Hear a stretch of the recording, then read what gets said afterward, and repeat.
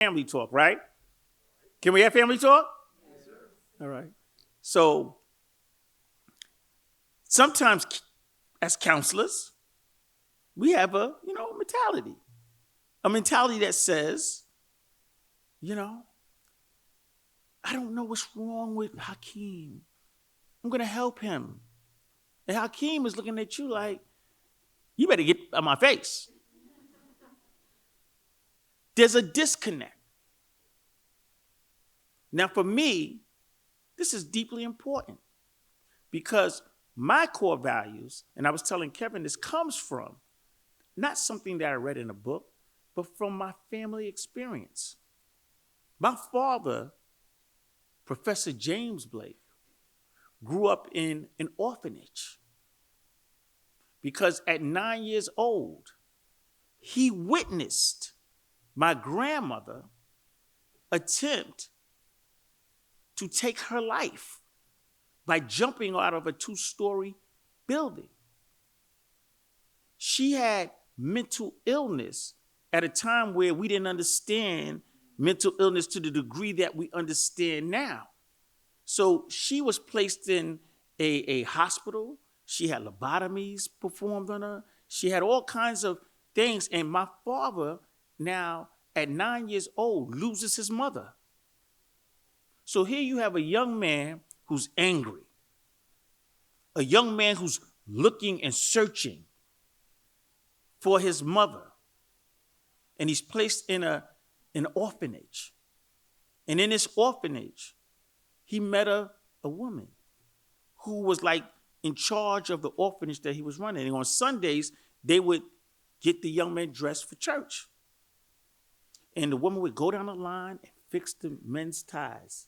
And she would get to my father, and she would say this to all the young men. She'd say, let mommy fix your tie. So when she got to my father, and she did that, he slapped her hand. You ain't my mother. Now she took that as an act of aggression. She didn't understand the trauma that he had experienced and what he was yearning for. So he walked around angry. He got involved in gangs and at an adolescent age because he was searching for that which was missing. Now, same time, there was another counselor that was in that same orphanage that told him, you're angry. Told him some other things that I'm not going to repeat.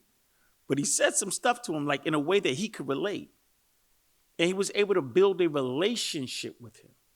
And through this relationship, he was able to inspire my father to go to school.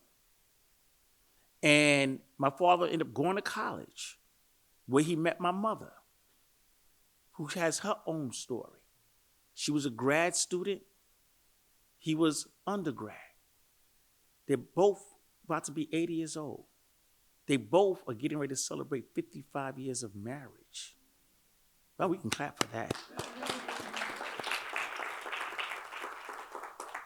Someone impacted my father. And because they impacted my father, my upbringing was different. My father was able to give me what he didn't receive as a young person. So when we impact and we do this work, we're not impacting an individual.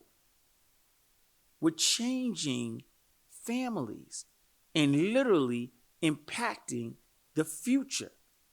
So for counselors, we can either be the first story, where it's insensitivity, lack of understanding, and do damage. Or we can be the second story and build relationships. And although we come out of a clinical approach, we don't need to lead with the clinical approach when it comes to dealing with our young people. What I mean, sometimes it's the relational that you can lead with the relational and sneak in the clinical instead of coming with the clinical. Because when you talk about social workers, My family was the social workers that came and pulled my father out the house. We didn't view social workers positively. Social worker came when the gas is off. You gotta go.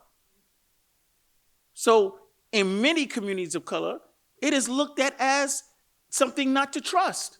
So sometimes we want to de-emphasize our